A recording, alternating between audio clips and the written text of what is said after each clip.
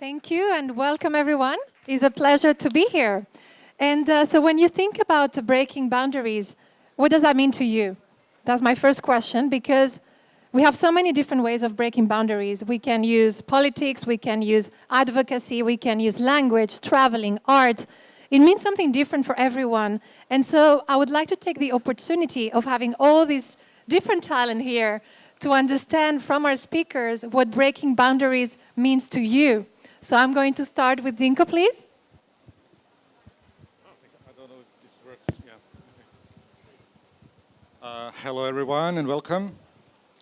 It's great to be with you, with all of you here. So we have a very broad topic here because, as you said, there are so many types of boundaries, and even more ways of breaking them in different areas. We here as writers and translators, as some of us are, I believe, here to break boundaries in the field that we are able to. I might begin with my work as a translator, which is a sort of not so much about breaking boundaries, it's about crossing boundaries, but also calling them into question, which I think is a task of any writer. Not to take the inherited boundaries for granted, but to discuss them, to dispute them, to cross them as much as we can. And, but there are also paradoxes because, for instance, as a translator, I must work with boundaries. Without them, I'm not a translator. So this is a vicious circle. It also springs to my mind that we could talk about boundaries in physics, because as some of you might know, boundaries in the physical world are also not something we can take for granted. Boundaries between our bodies are kind of imaginary. They're visually here, and we must work with them, and that's the way we live because we cannot think without those boundaries. But on a certain physical level, they do not exist, or they're somewhere else, we don't see them. So I'm just touching about different topics, and we can be more particular in continuation. Nowadays, in writing, and we were just discussing that, you have this literary phenomenon of the so-called autofiction, which borders with autobiography, and which is supposed to be something else from pure fiction. But then, where is really the boundary? And is not an autobiography a fiction too? Because whatever we write, whatever we shoot as a movie, a documentary, it's also fiction, even if we want it to be very faithful to reality, because we choose. And by choosing, we make a sort of fiction, because that's our way of seeing it. And the reality is not what we want to see or what we choose to see. It's something much broader. So we always have to choose. So this choosing is also, I believe, a topic here, just as I must also at least touch upon that, just as our boundaries between different countries or states or continents and so on, which I also very much like to call into question. And then we are on the terrain of anarchism and similar theories, but not to broaden the theme too much. I will stop here, and so let's see what we can discuss together. Thank you very much. And we are going to go around the room to get the different perspectives. So, Krzysztof, please.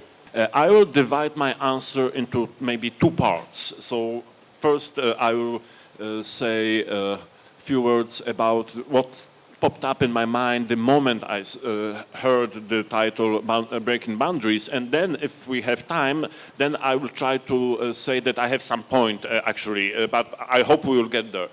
Anyway, the moment I heard Breaking Boundaries, what I thought about is setting boundaries. Not breaking, but setting, and I'm not alone in this way of thinking, because among my fields of specialization is experimental literature. And in experimental literature, I come from Poland, but I will tell a few words about a French group. In a second, it will be clear why I'm speaking about French, guys. And the French group Oulipo, which was created in 1960 by Raymond Queneau and François Lyonnais, discovered in their own literary practice a mode of creating literary works through setting boundaries. It was a way to liberate literature and to gain freedom, was to set boundaries which they called constraints. And these constraints could be of various nature. For instance, Raymond Queneau wrote 100 billion poems, and he achieved it by writing 10 sonnets and physically cutting through paper each line of the sonnet, and the corresponding lines were still rhyming. So you could have 10 to the power of 14 possible combinations of the poems, and this was a kind of a constraint he put on himself. Why I'm speaking about them is another writer, Georges Perec, and Georges Perec had a Polish family. He's a French writer of Polish roots, and quite unique, marvelous writer. And I will mention just one novel he wrote, La Disparition, which is translated into English, I believe, as A Void. And A Disparition is a 300 pages long novel without the most popular vowel E, in French, E. And so on 300 pages, he disallows himself to use the most popular vowel. So he cannot write mère, mother. He cannot write père, father. He cannot write famille, family.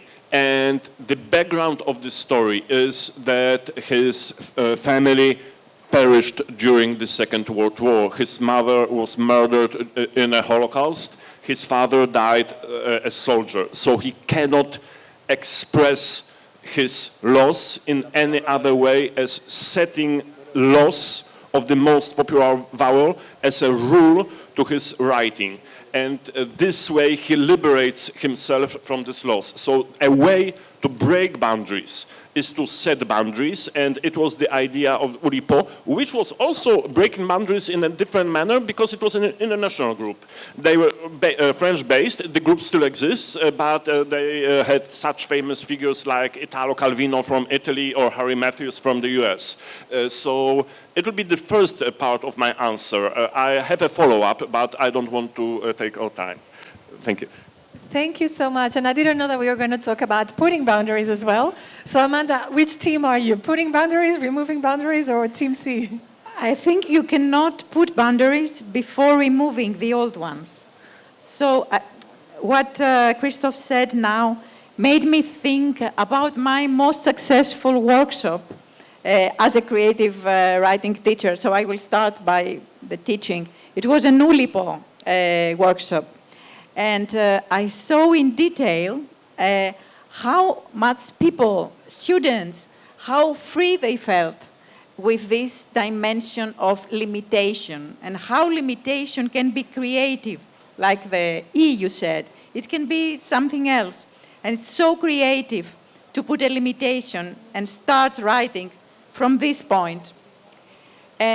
I think writing is about this. It's not about expanding and talking about everything, which is also another kind of breaking boundaries, perhaps, but it's also about finding our own restraints, where we want to focus, literally, but also in the form.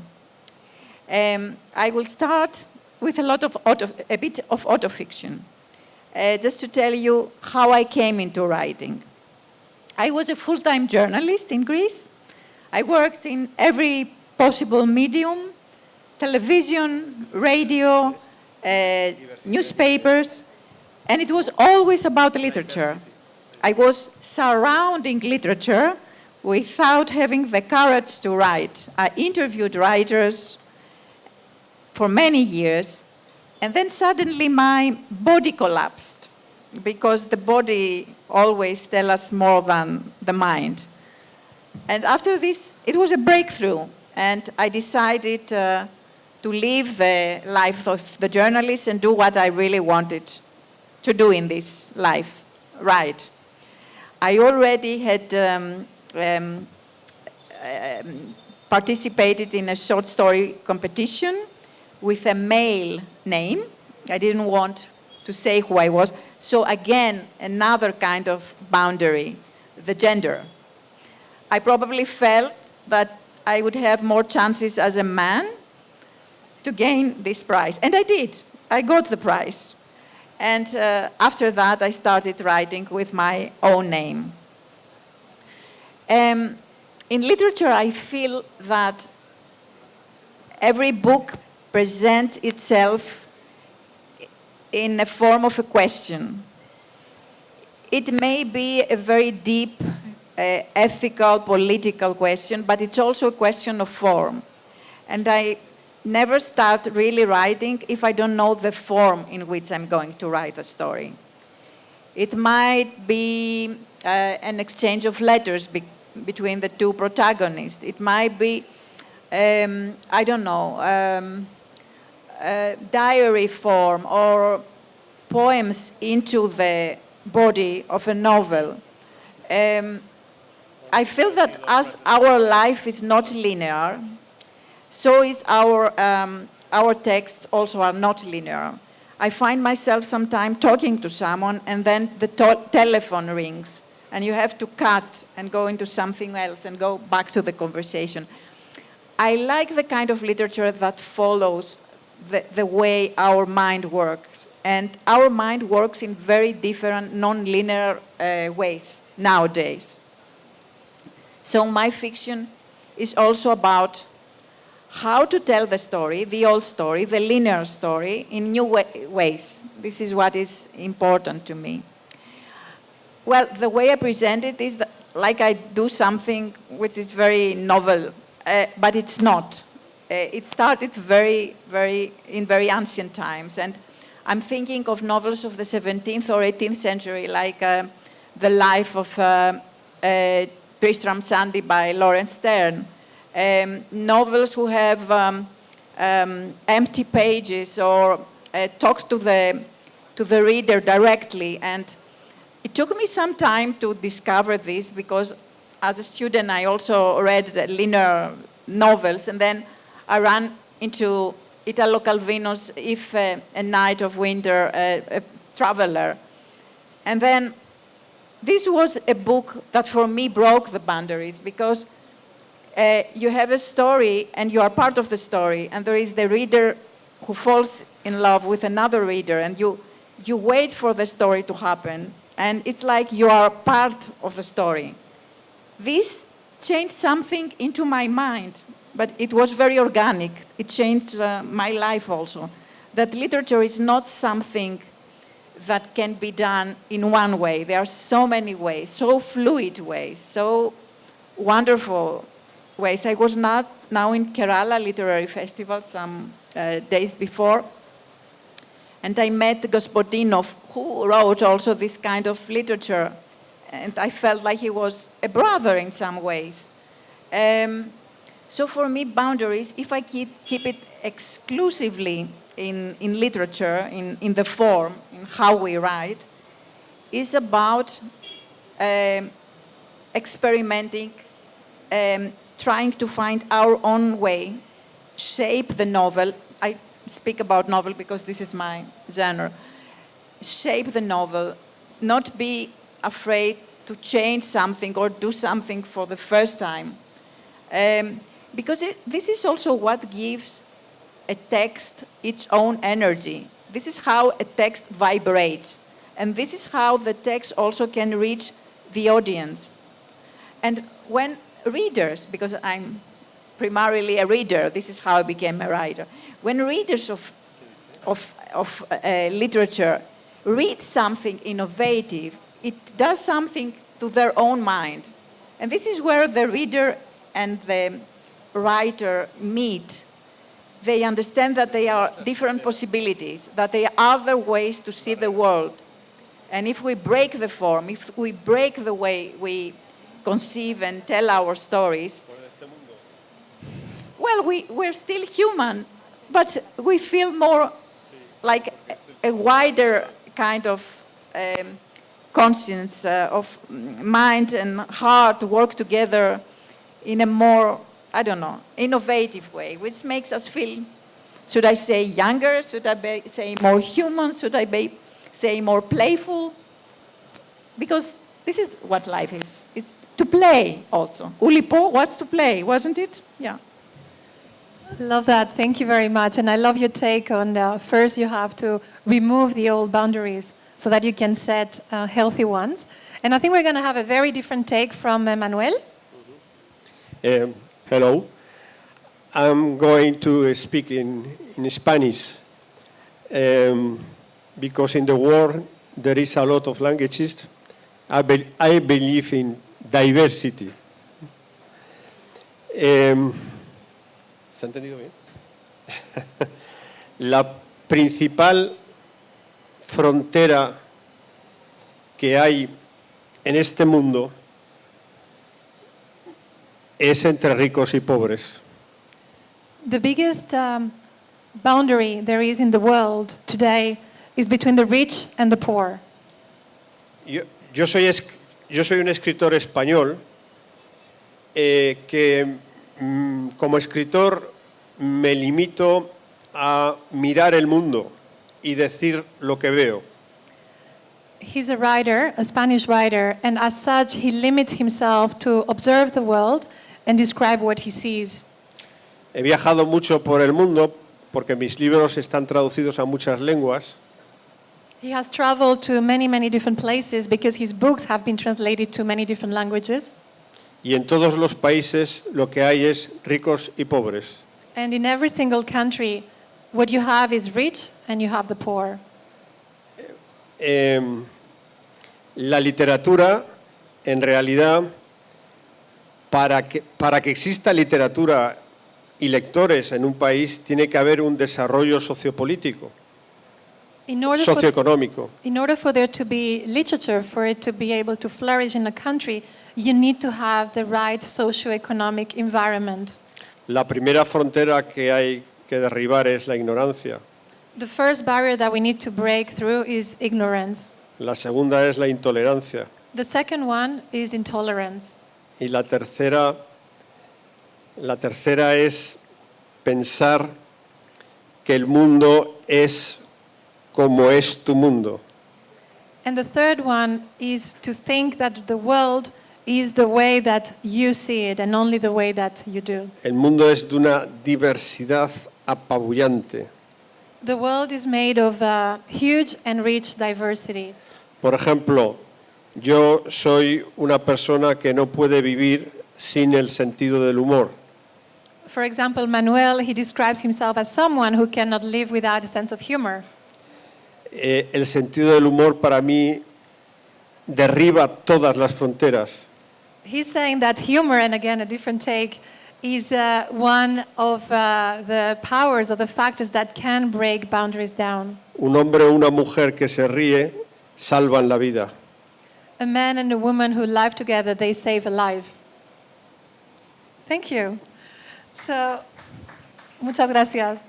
So, really, really lovely perspectives. And by the way, we haven't prepped these, okay? So I'm going to give you a little bit of time to think about my next question. So we're talking about breaking boundaries, and all of you here are very successful. That's why you are here. But I'm sure that you had to break some boundaries. And you talk a little bit about the gender bias, gender barrier, for example. I would like to hear from you, what are the boundaries that you personally had to break in your career to make you to this stage? So who would like to go first?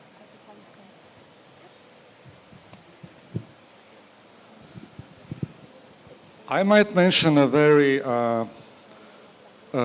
simple example from my childhood, before I was even writing anything. Boundaries, political boundaries, but also the boundaries between rich and poor. We'll come to that. I grew up in a country which was called Yugoslavia, and which was a federation, much like India, actually. There were federal states, right? One of them was called Croatia. That's where I was born. And now it's so-called independent country. It used to be a socialist republic. That's how it was called. And when I was a kid, we had a map of our country, to which we sang anthems and praises and so on. But I saw these divisions of republics, of various republics. So I remember the first time I was aware of it, we were in a bus, crossing one of those boundaries. And it was after we crossed the boundary between Yugoslavia and another country, which was Austria. And I remember we had to stop. There was a custom officer, we had to show our passports and all the formalities. And now, we were crossing this border that I also saw on the map, which was between two republics. And then there were no formalities, and I wanted to stop the bus. I was saying to all the adults, stop, stop, stop, we didn't do that. We are not allowed, we are doing something wrong. And they were laughing, of course, but my question was, and it still is, why? Why don't we do that, and we do that on this other country, on the border with Austria? What's the fundamental reason for that? That's one of the questions that I still ask, not only as an adult person, but also as a writer. That's a very naive question, of course, I know, I'm aware of it. But I think this kind of naivety is quite important and necessary for any writer, just as a sense of humor is as well. And another example, if we have time for that, which is from my writing, from what I write right now. And it is a novel based on the life of my grandfather, something I didn't think I would ever do in my life. But he's a person that I didn't meet. I never met him personally, because he died more or less at the same time when I was born. And I know him as a family legend, as a character whose deeds nobody was ever certain what was true and what was not. Now we have boundaries again.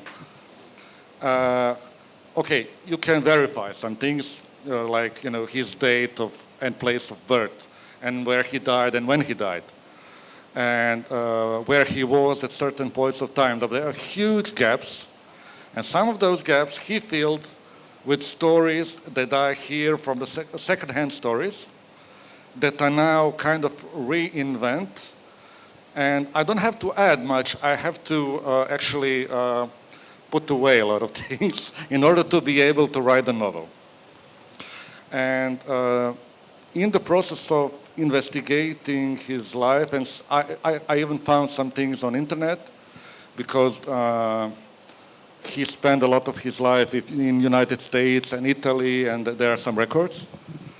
And even as a kid, when I first read about Baron Münchhausen, the famous literary figure, known for his lies and inventions, and about as a literary person that you cannot believe in, but who is very picturesque and so on, known for pulling him out with his own tail, out of a pit. And so I called my grandfather Baron Münchhausen, knowing that he would introduce himself to various persons that I even met as a professor, which he was not, as an artist, which he maybe was, maybe wasn't. He did paint. As an owner of a Stradivarius violin, worth millions of dollars, which maybe existed, maybe not. I still don't know. I'm trying to investigate that. And so he was various persons in one. And what I found out just a couple of months ago was the place where he was buried in New York City. And there are online sites where you can see photographs of graves, of tombs. And I found the name and surname with the exact date of birth and that, so that was most certainly him. And what was written there was, believe it or not, Professor Baron Daniel Popovich. So in the end of his life, he managed to convince somebody in his vicinity that he was all that he was not. And I'm trying to write about it right now. So just an example I think has to do with our topics. Thank you for your lovely question because it directly connects with the second part of what I wanted to say. Your question about what kind of boundaries I experience and in order to do whatever I do is a perfect question because I would say that I experience constantly various levels of uncertainty. And whether it is in a form of a stage fright or in a form of fear of failure or in an uncertitude of if what I write is good and in any way, but I've got supporters here. And just to quote W.S. Merwin from his marvelous poem Berryman, the ending of the poem goes like this. I had hardly begun to read. I asked, how can you ever be sure that what you write is really any good at all? And he said, you can't. You can't, you can never be sure. You die without knowing whether anything you wrote was any good. If you have to be sure, don't write. So that's a poem that accompanies me all the time and gives me strength to do whatever I do, as a matter of fact. And as I said, because how it connects to this second answer of what I started to say is now I've got a little bit. I'm a little bit afraid that what I'm going to try is going to fail, but we will see, because I would like to perform a small social experiment, and now my fear of failure is that you already stopped listening to me, so if you're still listening to me, please wave. Okay, thank you very much. And now my social experiment goes like this. Please wave only if you had never ever composed any poem. I don't mean publish. I know that there are published poets here in the room. You are out of, you are out of this question. I asked you, dear audience, if you never ever composed any poem, be it a nursery rhyme, be it in, I don't know, a greeting card, be it a song, be it, didn't even have to write it down, just in your head. If you had never ever done this, now wave your hand. Okay, I can see one hand. Thank you for your courage. But I would say that it proves my idea that you spoke so beautifully about diversity of the world. And I believe what unites us and breaks our boundary is the need to express ourselves through word. And that's quite magnificent and quite unique. That I wasn't sure what the outcome of this small social experiment is going to be. Well, I've done it in various situations in my home country, but we've come from different backgrounds, from different cultures. I come from a small country somewhere in the Eastern Europe where 40 million people speak the language. And here yet, we break the boundary with the very need to express ourselves somehow in a poetic way. I don't mean I don't judge if this poem is good or not. The need to express ourselves is what can break the boundaries and unite us. And for instance, I told you about the technique of lipogram, to write without omitting a vowel. And vowel is an act of breathing. And it is Perec writing about the death of his parents was short of breath. He was short of vowels. I don't know what mother tongue you speak. In Polish, the most popular vowel is A. I don't know if it's the same with your languages. I believe that that's the case in Hindi, where the vowel A is a default vowel, ka, ka, ga, ga, nga, yeah, and so on. So if you try to write a lipogrammic poem omitting the most popular vowel in your language, then we can join our effort and think in a similar manner about what it means to try to work with lack in our own mother tongues, and also what it means to meditate on breath, because vowel is prana, yeah? It's an act of breathing. So I believe I could learn a lot from you, dear audience, from your lipogrammic poems, even if I couldn't read it. But if you'd like to share with me anything, please, you can find my email online, and I would love to read or to hear about your efforts. Thank you. Thank you, and it's great to see you expressing the diversity with the physical boundaries, mental boundaries that we have to overcome. Amanda? Yes, sure. I try to elaborate a little bit, not to say the same things.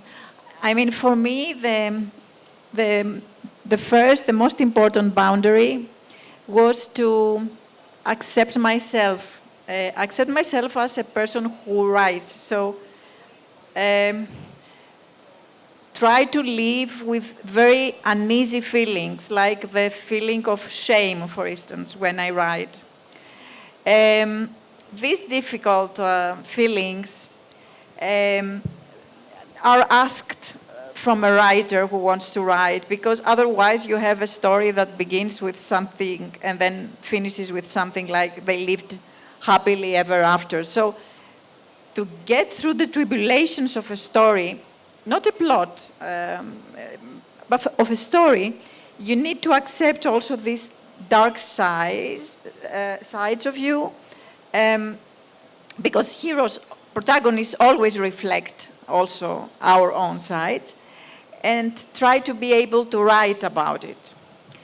I was raised to be a good girl, and this is a real burden. Especially for girls and women, I think. It's very difficult to break this boundary of being good girl, of smiling, also in your prose, smiling, not only in your life. Say nice things. So I guess this was the most difficult to start with. And also to find the space. When I'm talking about the space, I'm thinking also literally in terms of space. I remember we sat when we were in school, and I was sitting with another girl who was very, she opened up her legs and hands and took all the space. And one day I decided to draw a line, so just have like a space on my own, if I put it in Woolfian terms. that was the first time that I felt that I have a place to hide, a place to be myself. Yeah, and also when I was young, we played a lot out in nature, and we made our own homes with tiles or with broken things. So I remember this immense joy of making a room and closing the door and then sitting inside and not doing anything, just sitting, like tired from the world of inventing the place, the room. I agreed so much with what Manuel said about politics and about how politics are hidden in everything we do and everything we write. And I was always struggling in finding ways to talk about all these things and not being rhetoric, not philosophizing, just getting into the story and trying to find simple or more complicated ways to talk about how people live their lives, the rich and the poor, as you said, which is very important. I'm thinking in some countries now, like the US, how important libraries are, or the bookstores, or how these places can be places of resistance, and how the real education in life is not to listen to the news that, you know, what I'm referring to, but just to try to find ways to build your own library in the Borgesian way, and to find people who can listen to you and you can listen to them and you can change something, even if it's something small or through a text or opening the mind as a writer and as a reader. I don't want to philosophize now because, no, that was it. We will go back to that in the final question. And I'm going to pass on to Manuel. Cuando mis padres me llevaron a la escuela cuando tenía 3 años, mi sorpresa fue ver que existían otros niños que también tenían 3 años como yo. Yo creía que era el único ser humano, el único niño en el mundo. So he's describing the first time his parents took him to a kindergarten when he was 3 years old, and the surprise that he experienced in that moment, realizing that there were other kids, other 3-year-old in the world. Mis padres me habían construido un reino en donde yo era el único rey y no existía nadie más. So his parents had built this kingdom for him where he was the only prince and there was no one else. La decepción al ver un montón de niños iguales que yo fue terrible. The disappointment of seeing so many other kids like himself was just terrible. ¿Qué hacen esos allí? What are they doing there? ¿Pero por qué están? Why are they there? Why do they exist? Pues si solo tenía que estar yo. I was supposed to be the only one here. Me di cuenta de que la vida iba a ser una comunicación con otros seres humanos. And at that point, he realized that life was going to be about communication with other human beings. Me di cuenta de que mi existencia dependía de que los otros me vieran. He also realized that his own existence relied upon other people seeing him and acknowledging him. Y me di cuenta de la frontera fundamental del ser humano, que es la soledad. And he also realized one of the biggest boundaries of human nature, which is the loneliness and solitude. Es uno de los grandes temas de la literatura, la soledad. Loneliness is one of the big themes and topics in literature. Vosotros estáis solos, You are alone. nosotros estamos solos. We are alone. Intentamos salir de nuestra soledad.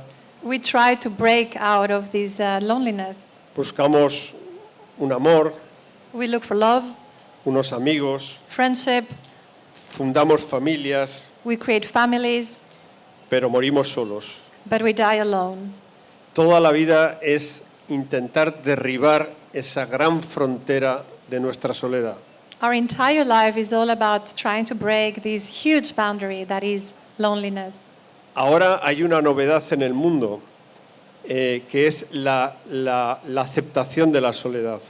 There's a new trend now in the world which is accepting that loneliness. Hay dos clases de soledad, And there are two types of it. soledad elegida The chosen one y soledad no elegida. and the non-chosen one. La soledad no elegida significa uno de los mayores sufrimientos que puede tener un ser humano. The non-chosen loneliness is one of the biggest sufferings that humans can have. Y la soledad elegida es ahora una novedad sociológica.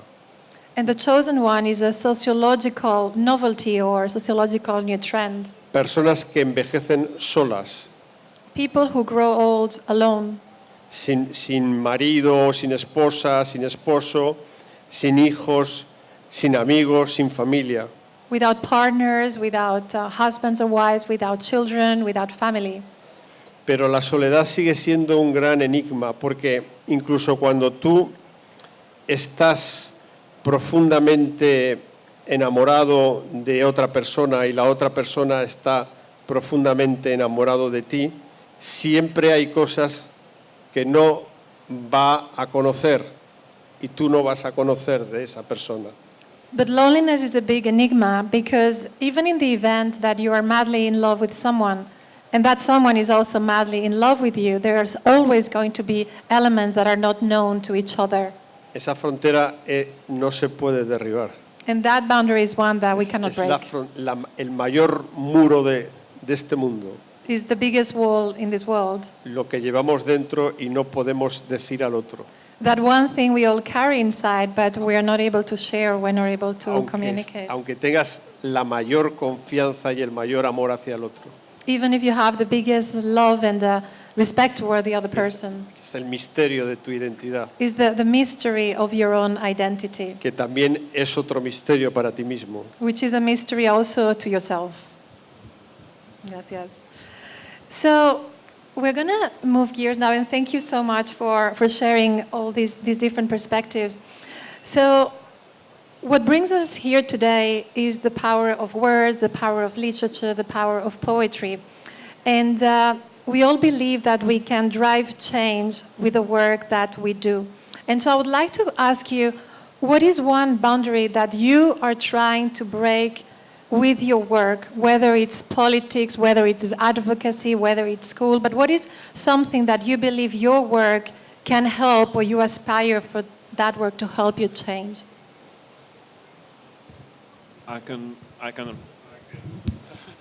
I wanted to say that I can answer right away, but I couldn't. Anyway, thank you. My answer is very simple.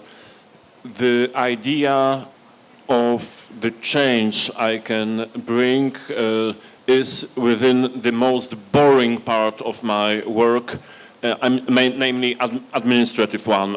As a director of Literature Affirmation Center, the academic unit, that one of the goals is to foster cultural diplomacy through literature. It means a lot of boring tasks, administrative, bureaucratic tasks, but the idea behind the Literature Affirmation Center was based on words that I believe you recognize all, that I wanted to be the part of the change I want to see.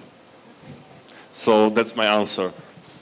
So Amanda, is that okay if I ask you to go next? Yes. For me, the real boundary that I have to break every time I start writing is to start writing again. Because when I am into a book and writing it, I feel so fulfilled and I feel like my life purpose is there. But then when the book finishes and there is this great gap, this abyss that opens up in this kind of desperate looking for, not inspiration, for something that will be so vibrant that will make me here we have a question, so I just wrap it up, that will make me want to write again. This is my fear every time. I am an economist, and Sir mentioned about loneliness, and we economists now started looking into considering policies to tackle loneliness, because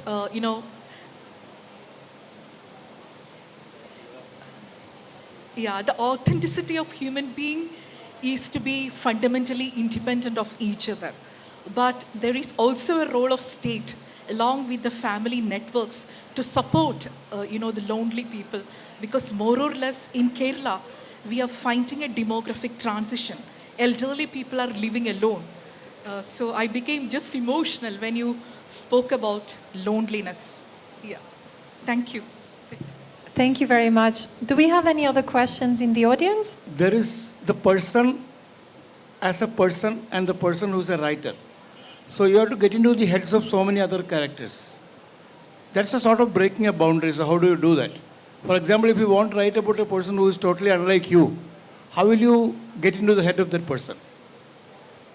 I don't know whether I am clear. Is that clear?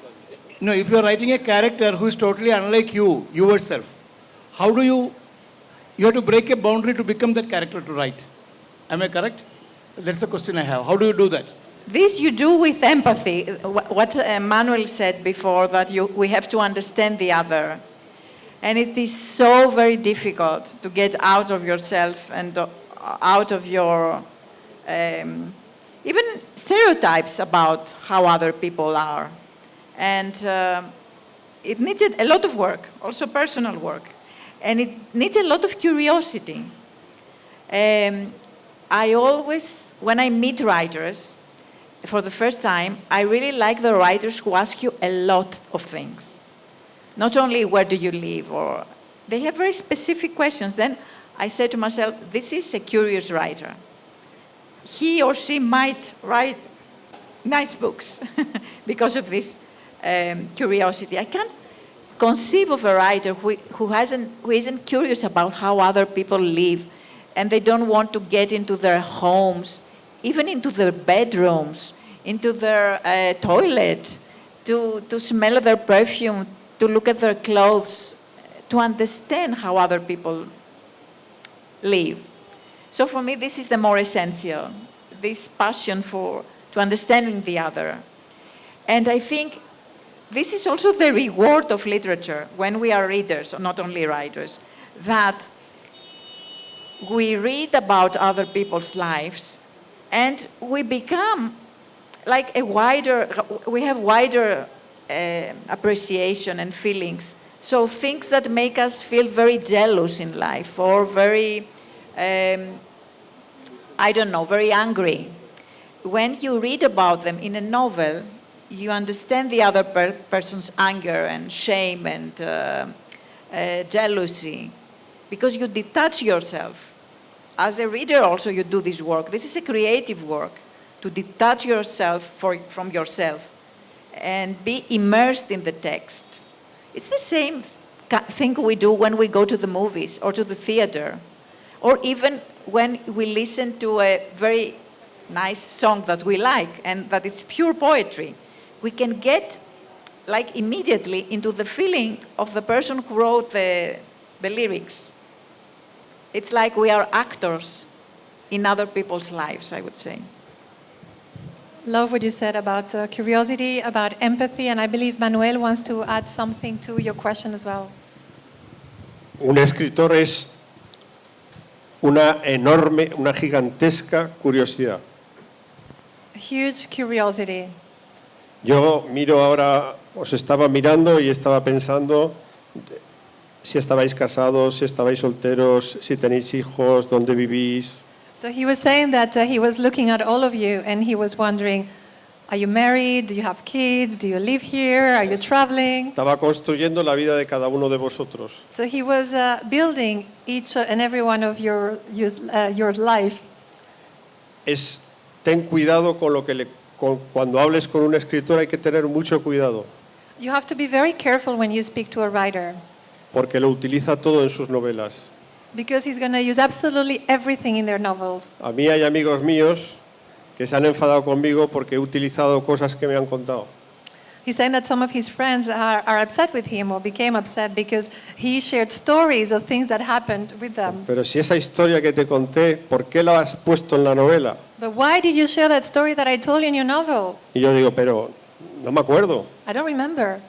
Un escritor es una esponja, A writer is like a sponge. lo chupa todo. Sucks everything. Es muy peligroso Very hablar, dangerous. porque los escritores están todo el día preguntando.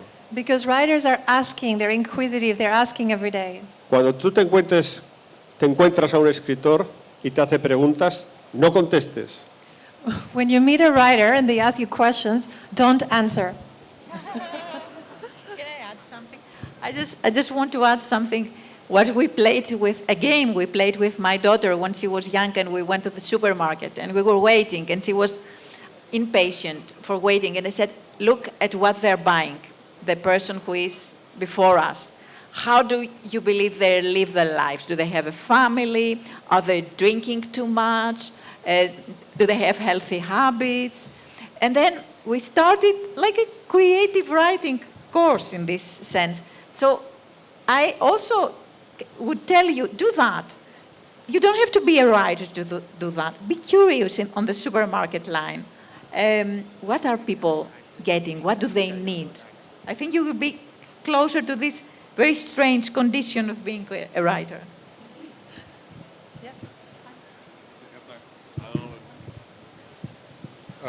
Just a small footnote on solitude, poverty, and what we try to achieve by our writing, what boundaries we want to break by it. Of course, we all as writers are eager for any response to our writing, even negative, whatever. Anything is better than the absence of response. One of my favorite ones was one that gave some meaning to what I wanted to do with writing, even without knowing it. I got an email, very kind email from a person I didn't know, who presented himself as a fisherman from a tiny island. And he was writing about how he read my novel, which was set also on an island, also a small one in the same sea where I spent much of my childhood. And he said, without praising it explicitly, he said, you know, I just went through a very harsh winter because in small islands there's nothing much to do. There are very few people. There are no tourists. He also goes fishing, but not so frequently because the weather is very harsh. And he says, somebody, he didn't say who, somebody brought your novel, and I was reading it very slowly through the winter. And it made two things for me. I was less lonely, and it shed a different light, a light on my island where I was living all my life. I didn't know what it was. I recognized the same island. So that brought really a great joy for me, and I really felt a boundary was broken. Thank you very much.